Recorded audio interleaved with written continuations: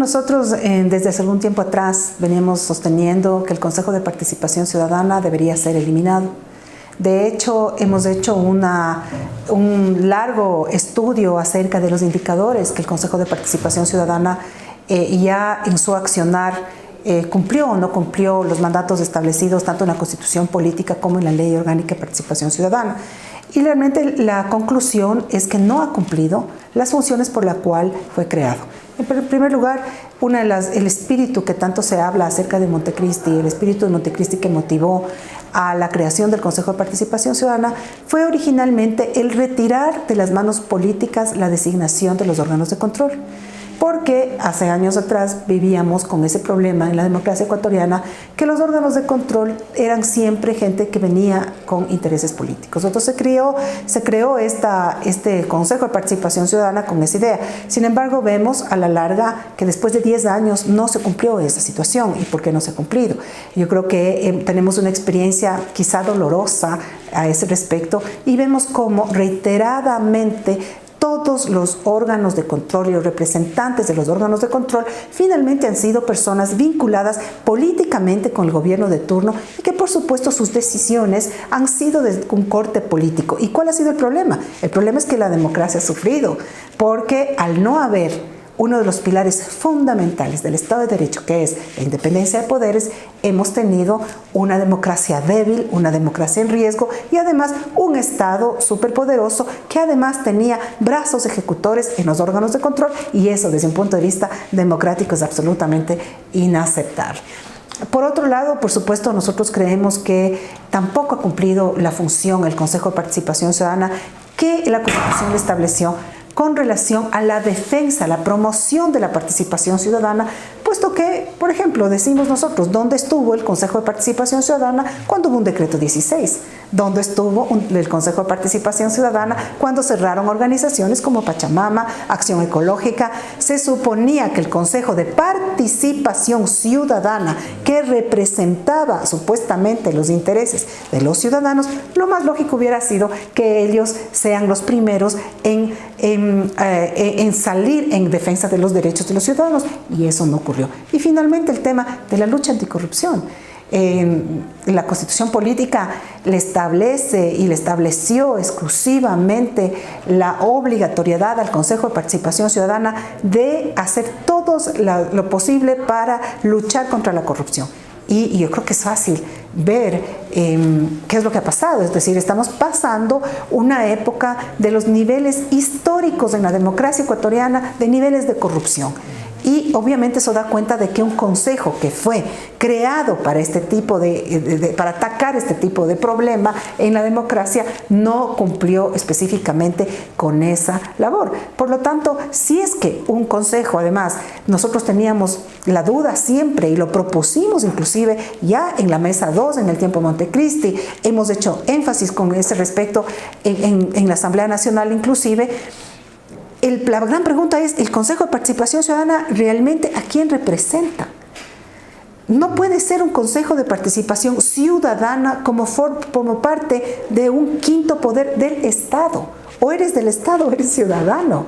Entonces, hay inclusive de origen, hay una contraposición desde nuestro punto de vista de conceptual de lo que era el Consejo de Participación Ciudadana o debía ser versus el Estado. Entonces, la sociedad civil tiene que dejarla ser. La sociedad civil está en el pueblo, radica en el pueblo y no puede ser estatizada, corporativizada, y tampoco puede pensarse que un organismo va a representar de un rato para otro los intereses de los ciudadanos. Por lo tanto, de entrada a nosotros nos parecía que esto no iba a dar buenos resultados. Han pasado 10 años y estamos viendo los resultados indicadores con objetividad. Esto no es una crítica a la persona, a los consejeros, es una crítica al sistema. Después de 10 años, en una década pasada, creemos que ya estamos en la posibilidad de hacer una valoración objetiva, una evaluación técnica, jurídica, si se quiere, de estos temas. Finalmente, ahí viene el debate y dentro de nosotros, en el seno de Participación Ciudadana también, por supuesto, es entonces, siendo así, ¿cuál debería ser o cuál debió haber sido. El tema es que la crítica que se hizo antes fue el que el Congreso, antes se llamaba Congreso, era el que elegía los representantes, contralor, fiscal, superintendentes, etcétera. Pero mal que mal, fíjense ustedes qué importante es poder tener la posibilidad de hacer una valoración objetiva por indicadores. Lo importante es que finalmente estas personas que antes elegían son personas representadas porque iban allá además por votación popular, y además que si es que se equivocaban tenían la capacidad en la ciudadanía de finalmente retirarles de sus cargos, inclusive juicio político, someterlos a juicio político y a destitución, que ha pasado con el Consejo de Participación Ciudadana.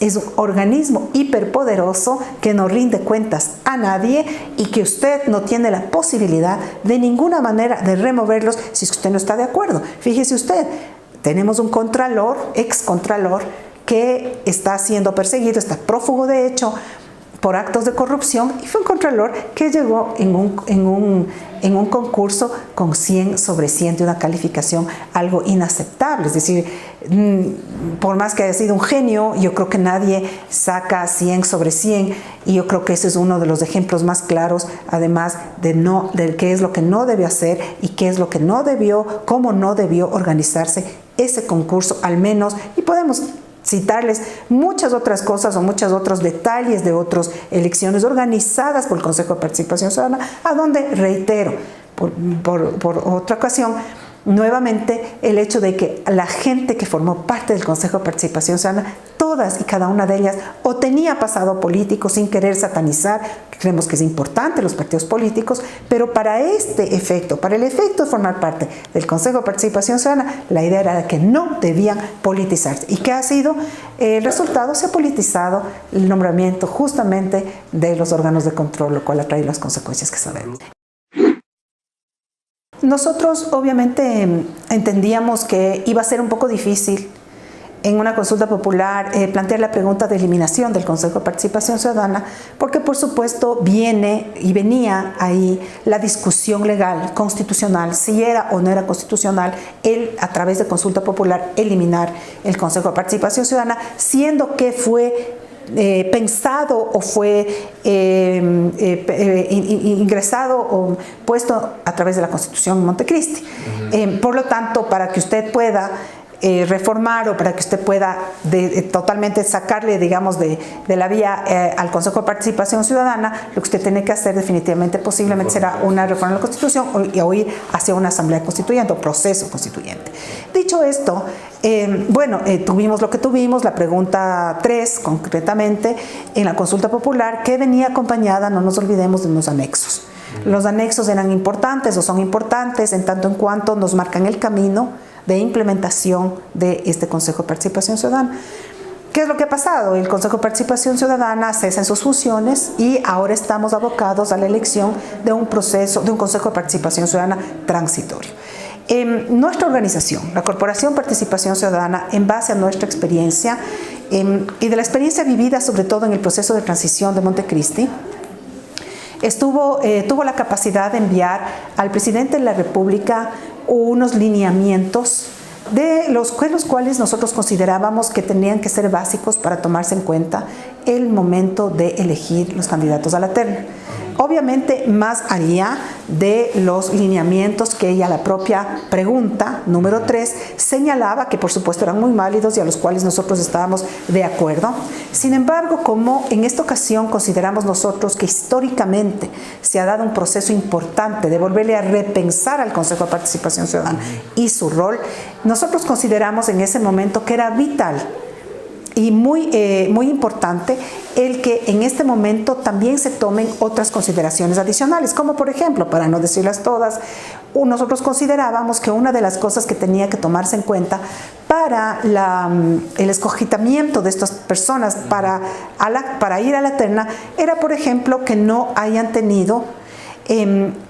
sido funcionarios públicos en los últimos 5 años. Y esto tenía una razón de ser.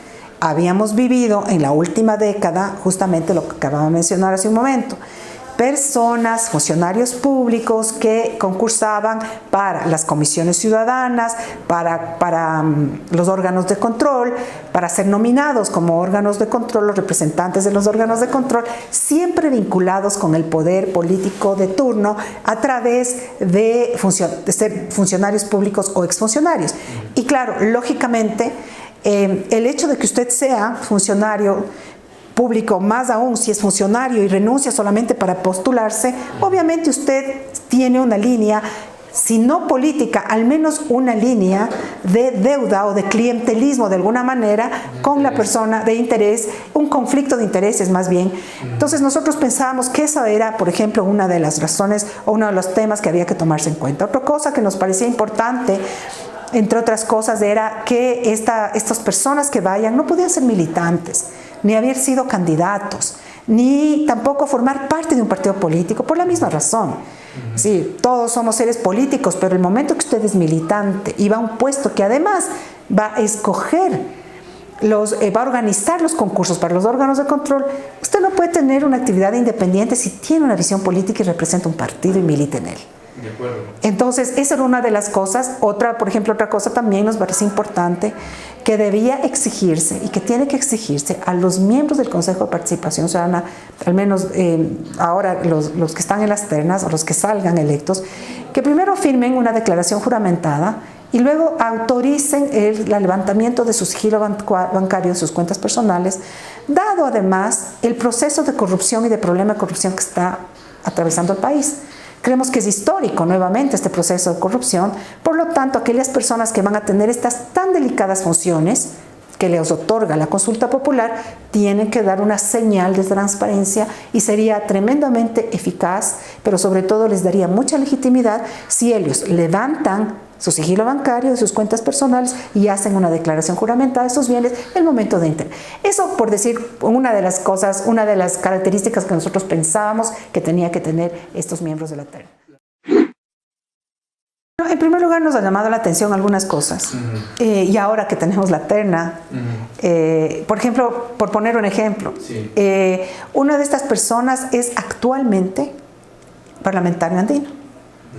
Parlamentario andino actual, es decir, él está ejerciendo el cargo de parlamentario andino, que llegó al cargo de parlamentario andino representando un partido, un movimiento político, aun cuando se haya desafiliado en los últimos días, ya desde nuestro punto de vista de la visión de participación ciudadana, ya estaría inmerso en dos temas que a mi juicio de alguna manera le complican la vida, por llamarlo de alguna manera. Primero, el ser actual miembro de, digamos, funcionario público, es decir, es funcionario público. Y segundo, cuando ya se haya desafiliado, vamos a suponer, hace una semana o hace poco, recientemente, finalmente él llegó a ocupar el cargo público que está en este momento en funciones y en ejercicio de su cargo público, llegó por ser parte de militante político. Entonces, es un político ahí. Puede decir la gente, bueno, está al final, no necesariamente puede ser electo, porque quizá y no importa, es decir, ¿qué es lo que nosotros creemos? Tenemos que ir al principio. Y el principio de presentar ternas impecables no significa que necesariamente usted tenía que cumplir los requisitos máximos o mínimos en las cabezas. Pues.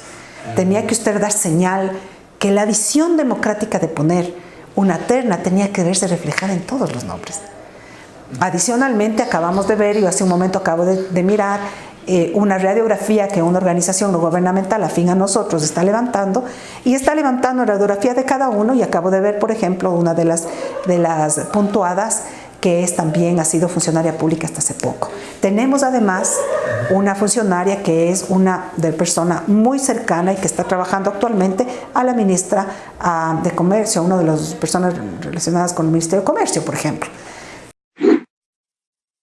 Evito hacer un juicio de valor al respecto, pero me remito más bien, objetivamente hablando, a los hechos. Es decir, definitivamente hay un Consejo de Participación Ciudadana donde definitivamente hay personajes interesantes, personajes intachables, personajes interesantes, como digo, personajes que posiblemente también podrán hacer un trabajo importante. Sin embargo, ha llamado la atención esto. Ahora, como finalmente la decisión final de los nombres de las personas van a estar en la asamblea, Entonces también hay que hacer un llamado de atención a los asambleístas para que se fijen nuevamente en estas características que tienen que tener por obligatoriedad aquellas personas que vayan a ser electas. No sabemos realmente si las siete personas serán las cabezas de lista. Usualmente la práctica política ha sido así, pero eso no obsta que por esta ocasión, inclusive por los temas de paridad, quizá se tomen de abajo, de arriba o del centro, pudiera pasar, no sabemos. De todas maneras, le toca un poco a la Asamblea hacer esa disquisición. Para ello, nosotros hemos vuelto a enviar los requisitos de los transitorios, de los consejeros transitorios, para de alguna manera recordar a la Asamblea cuáles deberían ser los mínimos requeridos para que este Consejo de Participación Ciudadana nazca, sobre todo con mucha legitimidad. Van a tener tremendas actividades de delicadeza, ¿no? por lo que van a tener que hacer, van a tener que evaluar nada más y nada menos, por ejemplo, el Consejo Nacional Electoral, y así. Y por lo tanto, al fiscal, por ejemplo. Entonces, si van a tener eso, más vale que sean personajes impecables, intachables, que no tengan tacha ni siquiera en los temas referentes, por ejemplo, a pasado de función, de ejercicio de cargo público. Peor aún con los temas vinculados a partidos políticos. Entonces tienen un reto grande la Asamblea. Bueno, lo que no debería pasar es la politización nuevamente del Consejo de Participación Ciudadana. Es decir, lo que no queremos ver los ciudadanos es nuevamente el debate político dentro de un órgano que tiene que ser ciudadano, respondiendo a los intereses ciudadanos. ¿Cuáles son los intereses ciudadanos? Los intereses ciudadanos son básicamente el que se haga de manera objetiva, analítica, jurídica y sobre todo técnica la valoración de los órganos de control que tienen que valorar el nuevo Consejo Transitorio. Que la actividad, por ejemplo, de la Fiscalía sea valorada con indicadores de cumplimiento y también que sea valorada desde un punto de vista objetivo, sin presiones políticas. ¿Qué no queremos ver los ciudadanos? Los ciudadanos no queremos ver intervención del poder en este órgano de Consejo de Participación. Si es que esto no se da, desafortunadamente, nosotros, al menos Participación Ciudadana, mantuvo siempre desde el inicio la idea de que el Consejo de Participación Ciudadana debería ser eliminado porque no ha cumplido sus labores y deberíamos volver posiblemente, ¿por qué no?, a la antigua dominación, eso sí, con un mejor control e involucramiento de la ciudadanía, con veedurías que sean ampliamente respetadas, con veedurías que sean abrazadas desde el Congreso, desde la Asamblea, y con veedurías que permitan hacer lo que se llama un check and balance de los procesos y puedan ejercer efectivamente y de la mejor forma control social, de manera que si es que volvería en un ideal, si volvería en una idea, porque es simplemente una suposición, una teoría, si volvería a caer en las manos de la Asamblea, la designación, esta designación tiene que hacerse con proceso de impugnación, con comisión especial de los miembros de la Asamblea, como la comisión especial que ahora se ha generado específicamente para organizar el concurso o el nombramiento de los órganos de control con veeduría ciudadana y con control social. Por supuesto, claro, eso decía yo al principio, es decir, no es fácil el camino constitucional o el camino legal, pero siempre el desafío está por escoger muchas veces los caminos que cuando puedan ser escabrosos, sí cumplen los requisitos de ley. Y para darle fuerza legal, credibilidad y generar mayor gobernabilidad dentro del país, sería lo más oportuno ir hacia una asamblea constituyente, si es que es del caso que este Consejo de Participación Ciudadana si el país da a luz un Consejo de Participación Ciudadana transitorio que sea, sea politizado, que es lo que no queremos los ciudadanos.